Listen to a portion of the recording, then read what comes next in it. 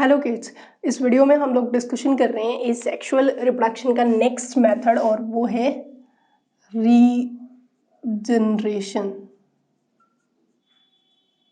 ठीक है, रीजनरेशन जो है वो किस तरीके से आता है, क्योंकि फ्रेगमेंटेशन और रीजनरेशन में अक्सर बच्चे कंफ्यूज होते हैं कि फ्रेगमेंटेशन क्या था। देखो, लास्ट क्लास में हम लोगों ने फ्रेगमेंटेशन को देखा था, जिसके अंदर पेरेंट बॉडी जो होती है वो ब्रेक होती है स्मॉल फ्रेगमेंट्स में, और हर एक फ्रेगमेंट आगे कन्वर्ट हो जाता है किसके अंदर, न्यू बॉडी के अंदर, न्यू इंडिविजुअल के अंदर। ठीक है, लेकिन रीजनरेशन में क्या होता है? देखो, रीजनरेशन बेसिकली क्या चीज़ है? रीजनरेशन एक ऐसी पावर है, या आप बोल सकते हो एक ऐसी कैपेसिटी है किसी ऑर्गेनिज्म की, जिसके थ्रू वो अपने जो लॉस्ट बॉडी पार्ट है उनको क्या कर सकते हैं, रीजनरेट कर सकता है। ध्यान से सुनना, यानी कि रीजनरेशन क्या है? एक ऐसी पावर या आप बोल सकते हो कैपेसिटी है किसी ऑर्गेनिज्म की, जिसके अंदर वो अपना जो लॉस्ट बॉडी पार्ट है उसको क्या कर सकता है, रिफॉर्म कर सकता है या रीजनरेट कर सकता है। That phenomena is known as a regeneration.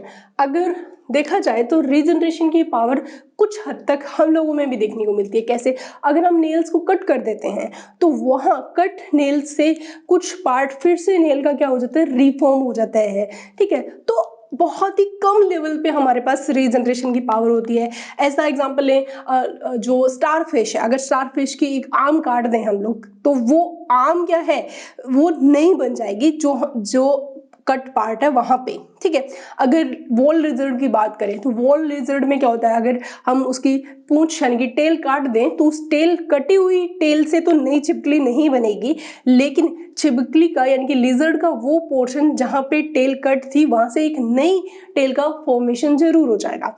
तो ऐसे कुछ ऑर्गेनिजम्स हैं जिनके अंदर बेसिकली जो उनका लॉस्ट बॉडी पार्ट है वो रिफॉर्म और रीजनरेट होता है। लेकिन इसको हम एसेक्सुअल रिप्रोडक्शन का मेथड क्यों रखते हैं फिर? तो इस क्वेश्चन का आंसर आएगा ये कि कुछ ऐसे ऑर्गेनिज्म भी है अर्थ पे जो कि अपने लॉस्ट बॉडी पार्ट से एक नया इंडिविजुअल बना सकते हैं। That's a very important thing कि मान लो कोई ऑर्गेनिज्म है और उसके आप लोगों ने क्या कर दिए, कुछ पोर्शंस कट कर दिए। ठीक है, अब यहाँ पे फ्रेगमेंटेशन वाला फंडा जरूर दिमाग में आएगा। ठीक है, तो अब अगर जो कट पार्ट है, फ्रेगमेंटेशन में तो क्या था, हर एक फ्रेगमेंट जो कट हुआ है वो नया इंडिविजुअल बना देता है। लेकिन रीजनरेशन में क्या होता है, जो कट हुआ पार्ट है वो पहले क्या करेगा, रीफॉर्म करेगा अपने लॉस्ट बॉडी पार्ट्स को, देन फिर वो नए इंडिविजुअल में कन्वर्ट होता है। तो बेसिकली हम इसकी डेफिनेशन देखते हैं, तो यानी कि ऐसे कुछ ऑर्गेनिज्म जिनके अंदर जो लॉस्ट बॉडी पार्ट है, जो अलग टूटा हुआ टुकड़ा है, वो भी एक नए इंडिविजुअल में कन्वर्ट हो जाता है। एग्जाम्पल भी देखेंगे, पहले डेफिनेशन देखते हैं। तो रीजनरेशन क्या है? बेसिकली एक प्रोसेस है in which whole new organism can be produced from their cut body part। ठीक है, तो यानी कि जो बॉडी का जो पार्ट है वहां से जो टूटा हुआ या उस बॉडी से अलग हुआ पार्ट है वो रीफॉर्म होगा, रिप्लेस करेगा अपने लॉस्ट पार्ट को, एंड देन कन्वर्ट होगा किसके अंदर, न्यू इंडिविजुअल के अंदर। सो यहाँ पे एग्जाम्पल की बात करें तो एग्जाम्पल रहते हैं प्लेनेरिया। ठीक है, ये एग्जाम्पल हम लोग देखते हैं रीजनरेशन में। देखो, प्लेनेरिया जो है उसके अंदर हमें जो स्ट्रक्चर है वो किस तरीके से देखने को मिलती है, पहले हम देखें। तो जो प्लेनेरिया है बेसिकली हम लोग प्लेनेरिया का ये मान लीजिए हेड है, और ये रीजन हम बना रहे हैं टेल और मिडिल पोर्शन। ठीक है, तो ये एग्जाम्पल ले रहे हैं हम प्लेनेरिया का। ठीक है, और अब जो प्लेनेरिया है इसकी बॉडी को हम, मतलब जो बॉडी है वो कट हो जाती है छोटे छोटे अलग अलग पीसेस के अंदर। तो मान लीजिए ये उसका हेड रीजन है, देन ये अलग हो गया, और ये इसका मिडिल रीजन है, ये अलग हो गया, और ये इसका टेल रीजन है। ठीक है, तो यहाँ पे क्या होगा, रीजनरेशन होगा पहले, यानी कि रीजनरेशन होगा किसका, लॉस्ट बॉडी पार्ट्स का। कैसे, अगर हम देखें तो ये जो हेड रीजन है इस तरीके से, इस हेड रीजन से पहले तो क्या बनेगा, मिडिल पार्ट बनेगा, ठीक है, और मिडिल पार्ट के बाद में क्या बन रहा है, उसके अंदर टेल बन रही है, ठीक है। वहीं अगर हम सेकंड पोर्शन में देखें तो ये मिडिल पोर्शन है, तो मिडिल पोर्शन के इसमें पहले तो वो किसको रीफॉर्म करेगा, हेड रीजन को रीफॉर्म करेगा, देन वो टेल रीजन को फॉर्म करेगा। और जो थर्ड पार्ट है टेल, तो टेल के अंदर इस तरीके से मान लीजिए ये टेल थी, तो टेल जो है वो पहले रीजनरेट करेगी मिडिल पोर्शन को एंड देन वो रीफॉर्म करेगी हेड रीजन को। तो अगर आप देखो एक प्लेन एरिया जो कि एज ए पेरेंट बॉडी था, ठीक है, और उस पेरेंट बॉडी के ये छोटे छोटे क्या से कट पार्ट थे, और इसमें हर एक पार्ट ने पहले क्या किया है, अपने लॉस्ट जो बॉडी पार्ट्स थे उनको रीफॉर्म किया है, और रीफॉर्म करके क्या बना दिए, न्यू प्लेन एरिया का क्या हो गया, फॉर्मेशन हो गया, ठीक है। तो इस फिनोमिना को हम क्या बोलते हैं, रीजनरेशन बोलते हैं। रीजनरेशन और जो फ्रेगमेंटेशन है वो दोनों काफी अलग फिनोमिना है। देखो रीजनरेशन के अंदर मैंने पहले ही बता दिया कि पहले जो कट पार्ट होते हैं वो अपने लॉस्ट पार्ट को क्या करते हैं, रीफॉर्म करते हैं, रीजनरेट करते हैं, देन वो कन्वर्ट होते हैं किसके अंदर, न्यू इंडिविजुअल्स में। लेकिन फ्रेगमेंटेशन में क्या हो रहा था बच्चों, वहां पे तो सिंपल फिनोमिना हो रही थी, कैसे कि हर एक पेरेंट बॉडी का कटा हुआ पार्ट सीधा ही डेवलप हो जाता है किसके अंदर, न्यू इंडिविजुअल्स के अंदर। वहां पे लॉस्ट पार्ट को कभी भी रिफॉर्म नहीं या रीजनरेट नहीं किया जाता। तो ये थे मेन डिफरेंस जो कि रीजनरेशन और फ्रेगमेंटेशन में हमें देखने को मिलते हैं। अब हम देखते हैं टाइप्स। रीजनरेशन की अगर टाइप की बात करें, टाइप्स ऑफ रीजनरेशन, तो हमें तो रीजनरेशन की टाइप की बात कर रहे थे, तो ये बेसिकली दो टाइप का होता है। पहला जो फॉर्म होता है उसको बोल जाते हैं मॉर्फोलेक्सिस, ठीक है, और दूसरा जो फॉर्म रहता है रीजनरेशन का, और जो दूसरा पार्ट रहता है रीजनरेशन का वो होता है एपीमॉर्फोसिस, ठीक है। ये दो पोर्शन रहते हैं। तो अगर हम इनमें देखें, सबसे पहला जो फिनोमिना रहता है कौन सा, मॉर्फोफेलेक्सिस के अंदर क्या होता है, इसके अंदर फॉर्मेशन होता है, formation of the whole body of an organism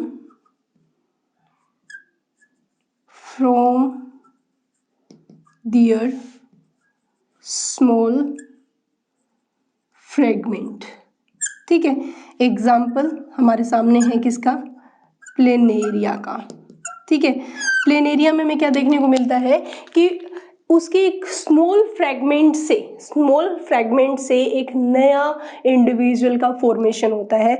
ऐसी फिनोमिना जिसके अंदर पूरा का पूरा नया ऑर्गेनिज्म रीफॉर्म हो जाता है, रीजनरेट हो जाता है एक छोटे से कट पार्ट से, बॉडी के कट पार्ट से। तो इस फिनोमिना को हम किस तरीके का रीजनरेशन बोलते हैं, मॉर्फोलेक्सिस रीजनरेशन बोला जाता है। एग्जाम्पल हमारे सामने है क्या, प्लेनेरिया, ठीक है।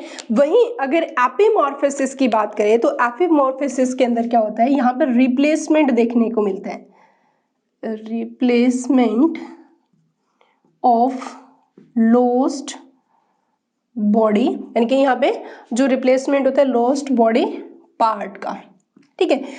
सीधी सी बात है कि जो पोर्शन कट हुआ है बस वही बनता है, तो उसको हम क्या बोलते हैं, एपिमॉर्फोसिस रीजनरेशन। एग्जाम्पल की बात करें तो एग्जाम्पल रहेगा यहाँ पे broken tail of wall lizard, ठीक है, या फिर आप स्टार फिश की भी बात कर सकते हो यहाँ पे, ठीक है, क्योंकि स्टार फिश जो रहती है उसकी अगर एक आर्म कट हो जाती है तो यहाँ पे फिर न्यू आर्म जो क्या होती है, रीजनरेट हो जाती है,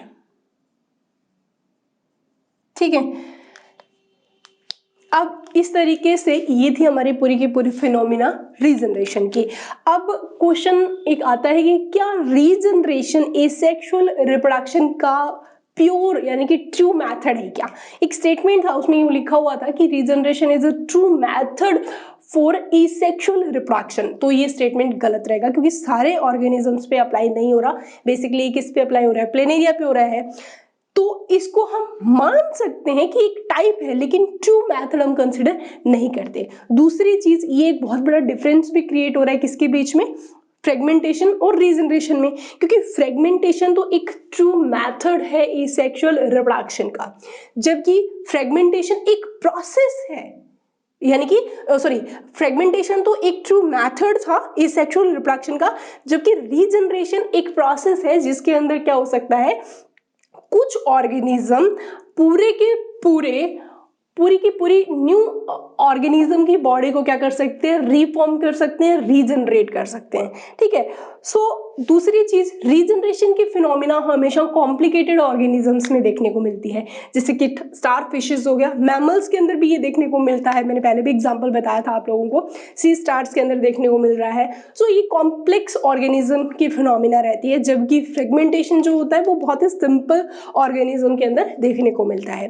ठीक है। फ्रेगमेंटेशन में तो क्या होता है, हर एक फ्रेगमेंट कन्वर्ट हो जाता है किसके अंदर, न्यू इंडिविजुअल में, लेकिन रीजनरेशन में हमेशा ऐसा हो, ये जरूरी नहीं है कि हर एक कटा हुआ पार्ट नया इंडिविजुअल बना दे। सपोज देन अगर लिजर्ड है, उसकी टेल को हमने काट दिया, तो जो टेल, कटी हुई टेल नई लिजर्ड का फॉर्मेशन नहीं करेगी। तो ये जरूरी नहीं है हमेशा कि मतलब हर एक कट पार्ट आगे किस में कन्वर्ट होगा, न्यू इंडिविजुअल्स में कन्वर्ट होगा। रीजनरेशन के अंदर ये चीजें कभी नहीं होती, सब ऑर्गेनिजम्स में तो स्पेसिफिक नहीं होती, प्लेनेरिया यहाँ पे कुछ हद तक एक्सेप्शन में आता है। ठीक है। तो रीजनरेशन को भी हम एक मेथड मान सकते हैं, लेकिन ये ट्रू मेथड नहीं है एसेक्सुअल रिप्रोडक्शन का। ट्रू मेथड हमारे लिए कौन सा रहता है, फ्रेगमेंटेशन। तो यहाँ पे आपकी वो दोनों चीजें ही क्लियर हुई है कि डिफरेंस क्या है फ्रेगमेंटेशन और रीजनरेशन में, प्लस रीजनरेशन की फिनोमिना क्या होती है और कितने टाइप की होती है। तो ये सारे के सारे क्वेश्चन जो है वो आपके बोर्ड पॉइंट ऑफ व्यू से भी इंपॉर्टेंट है, प्लस नीट के लिए तो है ही है। कॉम्पिटिशन एग्जाम में ऐसे क्वेश्चन जो रहते हैं स्टेटमेंट वाइज काफी कंफ्यूज करवाते हैं कि रीजनरेशन और फ्रेगमेंटेशन में किस तरीके से आप डिफरेंशिएट करोगे। सो ये थे मेन डिफरेंस। बाकी के जो मेथड है वो हम नेक्स्ट क्लास में स्टडी करेंगे एसेक्सुअल रिप्रोडक्शन के। अभी तक हम लोगों ने 4 मेथड थे, फिजन, बडिंग, फ्रेगमेंटेशन और रीजनरेशन कर चुके हैं। नेक्स्ट क्लास के अंदर हम देखेंगे स्पोरुलेशन यानी कि स्पोर फॉर्मेशन का फिनोमेना किस तरीके से होता है और उसे किस तरीके से एसेक्सुअली ऑर्गेनिज्म रिप्रोड्यूस होते हैं। तो नेक्स्ट क्लास में फिर से मिलते हैं, तब तक के लिए stay happy, keep studying, thank you.